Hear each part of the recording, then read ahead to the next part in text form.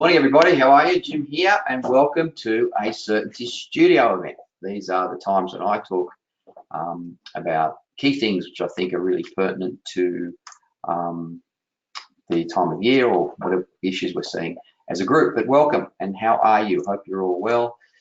Here's what it was like this morning down at Manly. Actually, it was better than that. That was looks a bit grey there. But flat as a pancake, and those things, and you can see the things in the middle of the screen. They're dolphins. So someone pressed the dolphin button and dolphins came out. Can't really tell, you can just see them. Anyway, so I hope you're well. Now, can you hear me? Usually you put your hand up or tell me what the weather is like wherever you are. I hope some of you are getting rain. We certainly need it. Thanks, Russell. Thanks, Paula. Thanks, Manon. How's Canberra? Thanks, Jared. How's Caringbah? Thanks, Tim. They're up and away in Adelaide. Okay, so thanks very much for coming into today. Any issues? Nick, cloudy and cold. That's so unlike Melbourne, Nick. And it is summer. Thanks, Brian. You can hear me. Okay, let's get going. A lot to cover today in a great session. Why do we do these? We do these to make sure no one gets stuck, isolated, to make sure we're all in sync, and the opportunity to come and discuss issues, share experiences, because I really do believe the journey we're all on is best done shared. The best form of growth comes from critique and feedback, not simply just knowledge and skills. And most obviously we want to be building our knowledge and skills using the techniques, but it's listening to others who are going down similar paths and sharing those experiences and hearing insights like today. Because I think nothing really happens without confidence and this bias towards action, which is all about business planning, which is what we're on today. So if there are any pressing issues or any, as I'm going through this, if you want to share some questions that you've got about business planning or anything, in fact, shoot them through using the question box on the screen. Today is about the 2020 planning and what I would be doing and what we're doing to get ready for 2020, which I think is going to be a fantastic year for professional financial advice. Have any discussions, questions, any needs, and discuss next steps. There's a few things we've launched in the last 7 days, which I want to include you in to make sure you're aware of those sort of things. G'day, Snella. How are you? Good. Thanks for joining us. And g'day, Brett. And g'day, Aaron. A lot of people on today, which is great. Okay, so the first, as you know, the poll. How's it going? How's your week been? Here comes a poll. Let me know how it's going. You know, how have you been progressing with your implementation? Had a win? Sort of had a win? Haven't had a win? Haven't had any time? I'd like to discuss. I'd like some assistance in planning. Let us know. How are you going? Let's feed that in. G'day, Joel. Give us some feedback on how you've been going. Sort of had a win, hadn't had a win. Okay, there's a few sort of had a wins. That's good. Haven't had no time for proper implementation. I'm going to be calling you. No, I'm not. I'm here to help, put it that way. But yeah, if you haven't had any time, you haven't had any time. I get it. Okay, so most of you have voted. Thanks for that. Here we go. This is what it looks like in terms of how we've been progressing. Sort of had a win or had a win. And a bit of I haven't had any time for implementation. Okay, and that's congratulations, you're normal. Stuff happens, I get it. Okay, so let's get on with today's session. So if there is anything pressing, press in that button or type in as we're going. G'day, Darren. Press in that button or type in as we're going, and let's make sure you feel heard and addressed. I don't just want to be talking, and I know I'm probably in the background of some of you as you're doing other things. I get it. But I really want to just make sure that this is relevant and pertinent to you and your team. And there's lots of handouts in this particular webinar. I think I've got 5 handouts. I thought I could load more. So there's a certainty map module in the handout. There's a Colby overview, which I'll touch on in the handout. There's an example Magna Charta, which we use for our business planning. I'm going to present now. There's a live empty Magna Charta in an Excel format for you to update from this. And there's a questionnaire which we call the Why Are You Working So Hard questionnaire. And I'll cover all of those, but just make sure if you've got any queries getting to those technically, throw a handout. Ange and team will get it straight on to you to help you make sure you can get those handouts. But another poll, so I hope you're close to your screen. How is it 2019? So how was your 2019? You know, how would you rate it? 8 out of 10, 2 out of 10, tough year. How would you rate 2019? So before we go into business planning for 2020, how are you rating 2019? An 8 out of 10, 6 out of 10, 3 out of 10, tough year? Just give me some quick feedback. It's just off the cuff, whatever you reckon. Not too much science needed in this. Okay, most of you have voted. Yep, actually all of you nearly voted. Okay, good. So let me close that. Okay, so it looks like about a 6 to 7 out of 10 year. Good. A fifth of you saying it's at 8 out of 10. So it's all about 5 out of 10. So, okay, that's good. That's good. And not saying that some of us have tough years for different reasons, but okay, so we're generally thinking it was a pretty good year. And I think 2020 is going to be better. That's my gut feel. I think 2020 is going to be better. Okay, so okay. The other thing, I just stay next to your polls. I just want to know, how do you plan now? So how do you go when you're sort of saying you're planning? How do you plan now? Do you review your plan monthly and you replan quarterly pretty strictly, or do you review a plan half yearly and replan yearly, or do you do it? You view your plan ad hoc, or you don't effectively review a plan, or you don't effectively plan. And again, just straight off the cuff, whatever you think. For you, your business as it is at the moment, how do you plan? Pretty strictly, pretty regimentedly, or you know what? I don't get around to it much. It's a bit ad hoc, and I get it. I totally get it. Okay, so it just gives me a bit of a setting for what we're about to talk. Okay, so it seems that most of us, so thanks for that, most of you voted, it seems that most of us, we review our plan ad hoc, or we don't effectively plan, so that makes up about 73% of us. Okay, so again, congratulations, you're normal. I understand why. Let's close that, and there's one more poll, so I'll come back to that in a minute. Okay, so let's get on with it. We all get stuck. We all get stuck in activity, and particularly when we got external issues like compliance reviews and uncertainty about that, or team growth, or business growth, office growth, platform growth, software growth. It just, we always get stuck, which is inevitable and will continue to be that. And we've written a book about it, wobble theory. Well, I'm in the process of writing a book about it for the last 15 years. But that's part of your success. To avoid this getting stuck stuff and planning becoming ad hoc, you should have failed right up front. Because you are successful at what you're doing, you get pushed up to these next levels of complexity, these wobbles. They're trying to handle the team, or handle the soft office, or handle the compliance changes, or handle the staff changes, or handle the product changes, or handle the training changes. You never get on top of it. And so the idea about trying to proactively manage it, aware of these wobbles, you can be like forewarned is forearmed, but you still got to go through this period of getting stuck. And that's one of the challenges of business planning, making our own plan the most number one priority. And it's tough because you've just got all these urgent demands from people you want to satisfy, and as compared to the important demands on yourself to make sure you're still planning, which is often not urgent enough.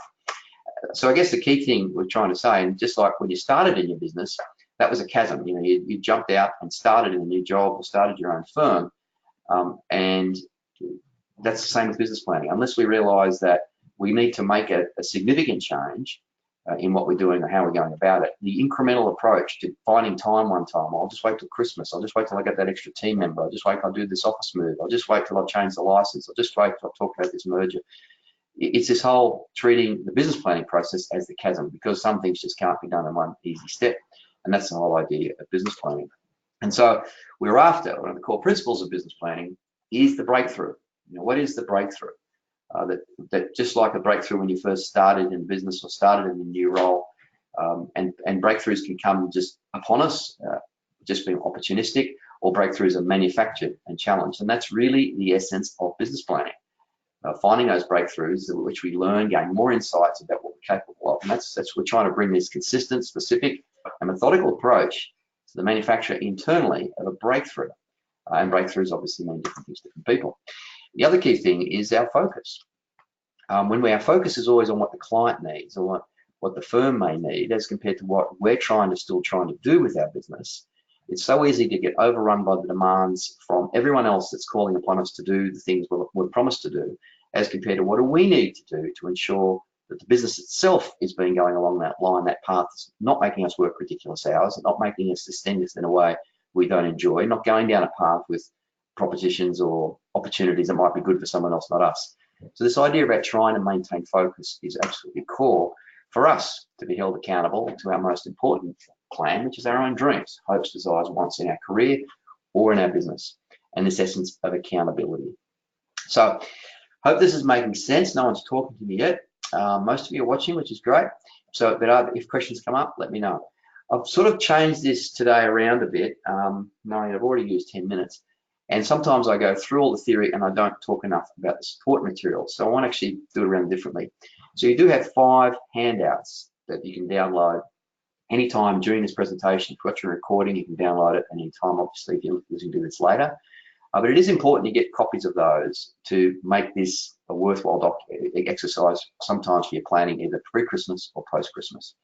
But to support that too, I wanted to share, I think these for me are the 5 books of choice that I would be taking away in my planning for the end of this year, all for different reasons.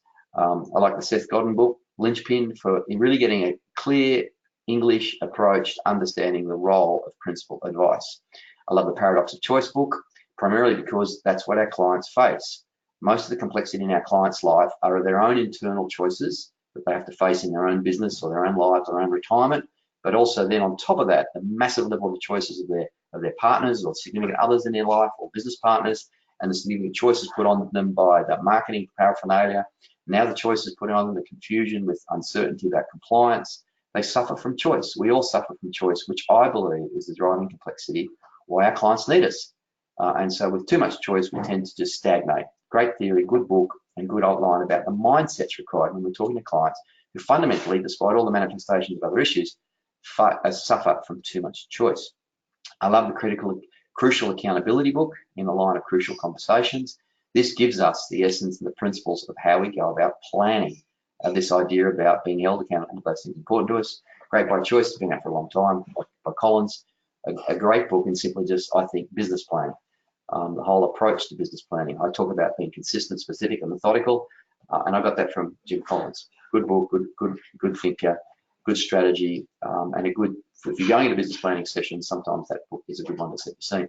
And the last book, John Kay, he's talking there about the financial services industry moving forward in a big picture. Fantastic economist from the UK, got a great blog, and I think he paints a picture of what financial services is going to be like for the next 10 years. As the massive big groups exit because they're not, the opportunities are going, commoditization is coming. I don't know if you saw the Ameritrade, TD Ameritrade, or Schwab, I think, buying TD Ameritrade over the weekend over in the US, one $7 billion group buying another.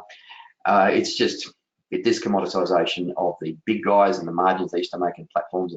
It's all, it's well detailed.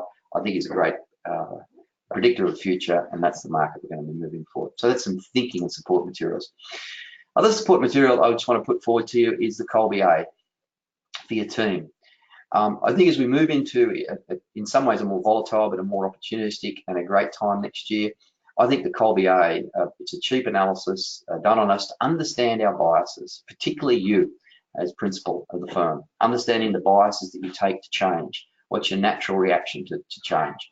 So the Colby A, and I'm a 6365, and that simply shows my biases to this sort of thing. That's why I usually get these things ready 2 minutes before they go, because I'm a bit of a quick start. But understanding that we have all got a good intent, and I'm not saying that it's a personality assessment in any way, shape, or form. It really simply just gives out a score to say this is what our instincts prefer to do. And so when we're under pressure, when we're in front of a client, when we're facing our breakthroughs, and that's the essence of this whole business planning approach we're talking about today, how we face our breakthrough, it is important to understand the leaning or the preferences or the language or the accent we take when we have to address a breakthrough. And knowing our Colby A's and knowing our team Colby A's is a good assessment and a good discussion, and it's fairly easy to understand and implement, just see the biases we have when we're approaching breakthroughs. I think it's about 50 US bucks. Just the Colby A index, I'm suggesting that you consider, and all the reading is there. If you do need assistance with this, let us know. A bit more support material and team planning. One of the handouts is what we call the Why You're Working So Hard questionnaire.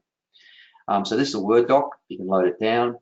We'd recommend that sometime before the end of the year or beginning of next year, your team members, all team members or key team members or people you work with individually complete one of these things. We use this before in strategic planning. We go into a firm and we get people to individually, without collaboration, complete this document and then bring it to a planning session with them. And they don't have to share it with everybody else. It gives them the thought piece to share, to get them thinking about the planning for next year and get them out of this day-to-day activity regime they're in. And so we find this is a good icebreaker to get prepared just for the thinking. You can take it a step further. You can get them all typed up and share them and show everyone the results. It just depends on your culture, your firm, and your approach you want to take. But we strongly, even if you're working by yourself and you want to sort of just sit down and having a pina colada somewhere on some back deck, maybe yours, filling out this thing before you're really thinking jumping into 2020 about, well, why are you working so hard? And what's the results from this going to be for you? That's another team tool. And the last team tool is what we call Certainty Map version 4. And you may want to have the team do certainty maps on each other. And this is using the same certainty map approach that you take to your clients, but this is a certainty map for your team. And so you're talking about what's the career, what are those aspirations you have for your career? What are those fundamentals to your career? What's the complexity stopping your career? What's the significance of achieving that in your career? It's the same thinking and same structure, but the topics and the certainty topics are around your career objectives, what you're hoping to achieve. That's a one-on-one exercise. It could be a team. We've seen some firms use this as a team and a team breakthrough with a whiteboard. But it's just that opportunity before you go into business planning to capture this valuable information, either using the why you're working so hard questionnaire individually, or potentially the team-based certainty map, just to say, where's your thinking at the moment after this busy, great, all marked at 6 out of 10, 7 out of 10 year, before we get into the next period. Okay, so there's some support materials which are loaded down in the handouts. There's some things about the team. Consider the Colby. And now let's get into the business planning. No questions, and you're all still there, which is fascinating. Great. Okay, let's get going. So the Magna Charta, this is another exercise. So we're keen on making sure that your business planning is as simple as possible. So just while we do an advice map to keep your client's life on a single page, the same with your business plan. Let's keep it on a single page, and that's what we talk about with this Magna Charta. We got this from Vern Harnish, or a version of this many years ago from Vern Harnish, I think 2002, 2003. That book, Mastering Rockefeller Habits, great book. I think it's chapter 8, talks about what they, I don't know what they call it, but we've called it a Magna Charta. And we've molded it and changed it. But the original thinking came from Vern Harnish, which he's then gone on and read other books and changed his model. We've given you the Excel spreadsheet that we've built. It's just an Excel spreadsheet, and so bear in mind when you're working with Excel, I'm sure numbers people can work with Excel. It's simply just built to be malleable and build it as you want. But I just want to quickly go through how, once you've done some of that teamwork, maybe you've done a Colby, maybe you've done the questionnaire work, maybe you flick through some of those books, you start thinking, well, and all this is a record of your plan, a record of your commitment you're going to make, and how is it constructed, and why I'm suggesting you use this document now as your go-to document for your plan, the most important plan for 2020. Nothing can eclipse it. Okay, let's go through it.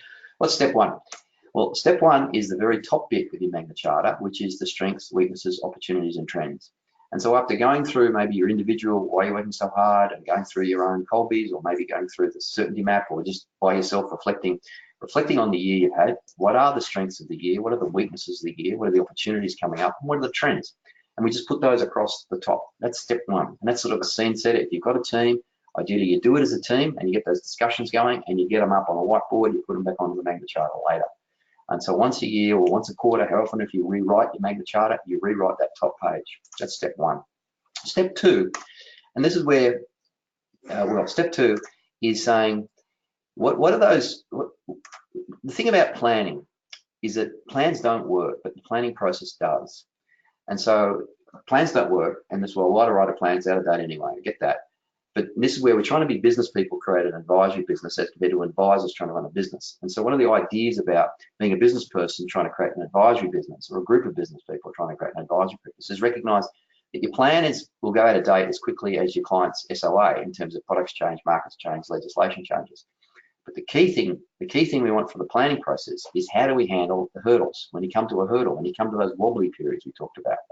This is where column one, so step two is column one. And so I rely upon two texts, because it's when you get what we call into the red, and you'll see what I mean in a minute. When you get into the red with your business plan, it's just, referrals aren't working, or the throughput of work's not working, or we're not getting the toes written quick enough, or we're not getting the SOAs, power planning done well enough. We're not getting, the satisfaction rate, net promoter scores. Whenever you hit the red, and you will hit red, small business hit red all the time. So when we get into the red, you've got to go to column one and understand, what's the purpose of this, what's the values by which we work, what's our work practices, and what's our big, hairy, audacious objectives. To really the only way to get through a red is to go back to those foundational elements of what runs your business, what's important to your business, what's your purpose of your business, and use those conversations in a big picture perspective to help you with the red. And so the first step after you're doing your win, lessons, opportunities and trends is to then come and say what we think are those big objectives. And we might do this annually, might do this quarterly, but the column 1 serves when you hit the red. And there's some good texts, Built to Last, again by Jim Collins, and Start With Why by Seneca. It comes around this, get your purpose right first. So once you've got your step 1 and step 2, what's step 3? Is where I go a bit controversial, because I reckon step 3 is getting individual breakthroughs. And so it's going to column 5. So you go right across to column 5.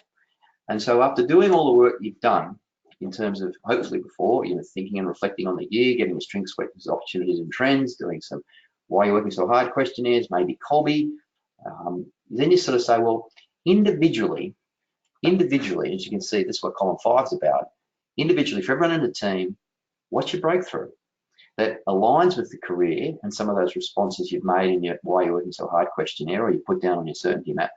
What's the breakthrough for you that is definitely outside your comfort zone? Will take some support from the rest of the team when you're willing to make the rest of the team aware of it. And it might be a quarterly, it might be within a quarter, might be within 6 months, might be within 12 months. Bearing in mind, you don't want to load yourself up with too many breakthroughs. That's like running a marathon every week. It can be exhausting. And it just means your rest of your week is a shocker, or rest of your month is a shocker. But what I'm getting at is that the core of great business planning for us is getting career breakthroughs aligned with the objectives of the business. And so career breakthroughs first, what I want to do individually, the life I want to lead, the things I want to be proud of, what I want to do for my clients, myself, my legacy, my lifestyle, and then align that with what the business wants to do. That's what we say column 5, and then share it with my team. And these could be numbers, these could be actions, these could be, as I say, quarterly, 6 monthly. We agree these, and we align them. This is the career objective, this is my objective. It's going to take some support, because that's why we're putting it down on a piece of paper. Don't do it privately, I'll just do it myself. No, it's a team, it's too hard to do it by yourself. Let's do it as a group. So step 3 is getting those career objectives down. And you can change these, obviously. And breakthroughs are such that I don't always get them. I need to push through. I've seen on time. Yep, thanks very much. So I need to push through, but they're really core, getting those breakthroughs in that final column. So step 4, what do we do next? What we do next after we've done our breakthroughs is we come to step, is this step 3 or step 4? 1, 2, 3, I think this is 4. Maybe that's the wrong number. 1, 2, 3, this must be 4. Sorry, that says step 3 must be 4. This will be quarterly progress, and this is really core here, this quarterly progress. Quarterly progress that's color-coded. So here, what do we expect in the coming quarter in numbers? And so here's where we put numbers, not actions, numbers. Like how many referrals? What's our uplift factor? What's our hours we want to work as a maximum? What's our net promoter score? What's our referral rate? What's our face time? What's our revenue growth? What's our profitability? What's our number of what's our throughput of plans? Whatever it is, it's got to be measurable in column 4. And the most important element is it's about quality, not quantity. Less is more. The less we've got, but they're good quality numbers that indicate this quarter, this is progress for us. And they're color-coded. This is really crucial. The color coding indicates where to focus. We expect small business to be in the red at some point, or maybe everything's in the red. But the point is that in small business, our real core focus is what are the blockages. It's not dissimilar with our clients. Where are their key core blockages that's holding them up in life? And so that's why we're going to be able to glance at it, where if it's in the green, we're on track. And so if I'm 3 weeks in and I'm on track to the quarterly objective for new clients or new business or net promoter score or throughput of work, it's a green. If it's a bit off track, it's an orange. But if it's way off track, it's a red. And we mark these up ideally every week when we come back and review how are we going against the plan. And as a team, we focus on the red. We focus on the red stuff, not the green. I'm not saying that's not important, the green and the yellow, but we focus on the red because small business gets blocked all the time. Good people get blocked all the time. There's never enough time. There's never enough resources. And so our plan, hopefully, gives us the opportunity to focus on the red because that's the stuff. That's the stuff this quarter we need to focus on, whether it's sales, whether it's people with net promoter score. That's where we're real planning. What's the breakthrough? What aren't we learning? We're always in the red. Let's go to column 1. What are those big objectives we're trying to achieve? Is it still right to be chasing this number? Was the number right? Was it wrong? Let's have those discussions about the stuff in the red. We don't need to meet endless days about it. We might get a small team off to the side to say, go and work on your red and come back and report. But this idea about this is our focus. The red is the focus. From there, we go to column What step is this going to be now? 5. I think we're back on track now. Column 5. And this is just the annual, so it's the same as column 3, which is the annual focus. It's the same as the previous column, which was quarterly. And now we're just doing the same thing. So as we're tracking it quarterly, we're also tracking it annually in this column 3 and keeping off track. The other thing we've got in column 5 is what do we hope to achieve, as we call the annual breakthroughs. So we had individual breakthroughs over there in column 5, that far right one we did first up. And now we're saying, what's the breakthrough for the firm this year? What's the what would indicate significant progress as a firm level? And we put that also at the bottom of that column 3, which we're talking about, the annual firm breakthroughs. And then we're coming up to the last column, which is filled in fact, which is kind of funny. I know we're coming out of column 2. And column 2, this is just our long-term 3-year progress, which shows the measures, which shows the niches, and which shows the breakthroughs. So that's it. That's our Magna Charta. That's how we go about, we believe, running it and getting it completed and filled in. Obviously then, the ongoing steps, once we've got the past 7 steps we've completed in, is ideally each week we're reviewing the Magna Charta. Each week those color codes in column, and we're usually just zeroing in on column 4 each week, which is that quarterly progress, and we set aside 30 minutes. Some firms do it more than weekly. Each month we're doing a half-day review of the plan, and so is the plan still working for us and how it's working? Not a replan, just a review. And that's ideally, I'm talking ideal here. Each month we're doing a half day. Each quarter we're getting a day aside to rewrite the plan. And each year we're taking a 2-day offsite to rethink about the whole business and rewrite the whole thing again from scratch. That's ideal. And now in terms of, but if we don't, most important part of all that is that weekly review. That's what I would think, that green circle right in the middle, that's the most important part. That ability of having a conversation, because the plan's going to be out of date after about a week. But our ability to see how are we going against this stuff, what do we think is objectives, how does that align with careers, what's our purpose, coming back to that ideally every week. Some firms do it even more. Any questions? You've been very quiet. I can see you're still there, so you must be having a time of your lives. Okay, I'm just on the half hour. Time goes when you have fun. Okay, let me just hit you with a poll question then. Okay, so what are you going to do? So you've been quiet and watching, but what are you going to do? What's your next steps? You want to contact? Let's contact and catch up and talk about this. I'm quite happy to do that. Am I sharing that? What's going on? What's going on? I don't think I launched it, did I? You can't see it. And you there? No. No, okay, I stuffed that up. Okay, sorry, I was going to give you a poll to see what you thought. No questions coming in. Keep moving, stack ball. Okay, let's keep going. Okay, a couple of announcements. On December the 12th, there's a new service. From December the 12th and every month thereafter, I'm running a special in-depth cultivating advice webinar. And so once a month, we're going to be going in-depth on certain topics of discovery or engagement for about 40-45 minutes with a Q&A at the end to really get into the guts of discovery and engagement. So this, whether you're new to the process or you're still learning the process, we'll tell you what the conversation will be, but it'll be on the real intricate part of the 9 steps of engagement, the steps around debriefing, including pricing, and the steps of engagement.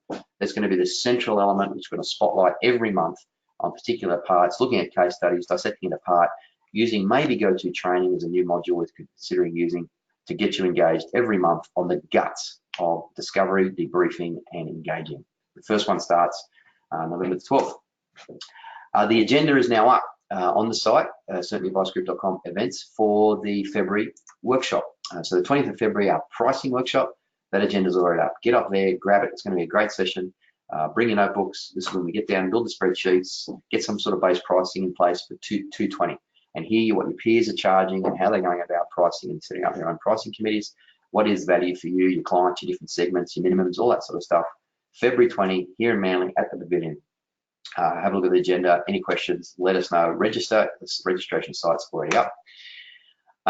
Save the date for May 14, our first conference. So we're running now conferences and in place of our May workshop, we're now going to be doing a bigger conference workshop to hearing about how some of the firms are delivering certainty advice. It's a panel style. We've got so much success and great feedback from the previous session we've just run. here in Manly in November using panels. Let's actually do a full day of panels, TED Talks of all the different aspects of certainty advice from those that have been doing it for a little while, and to share and get panel conversations, Q&A going about all the elements of it. And we've yet to announce a venue, but it will be in Sydney on May 14th, so save the date for that. Our pricing sessions at the Pavilion on Thursday, 20th of Feb. No more questions coming in. You're still there, which is great. Any questions? There's a little survey coming up straight after this. Please complete it. Let me know what you think these sessions are running at. And we're going to have special guest next week is Ange, who's going to be running this, and she can't wait with Riney to talk about some of those really intricate parts about when you've just presented the terms of engagement, the client's still sitting there and they say, well, what are you going to do for that? And so Ange and Riney will be with you next Friday because I'm tracking down at Tasmania. But I'll be back the week after with Anthony Rowe from South Australia for our last session of the week of the year on the 16th of December. Until then, or if any questions you've got in the meantime, don't hesitate. Hit that reply, complete the survey coming up right now. Have a great week. It's going to be a great 2020. I hope some of the stuff I've just given to you will help you with the planning. Take care.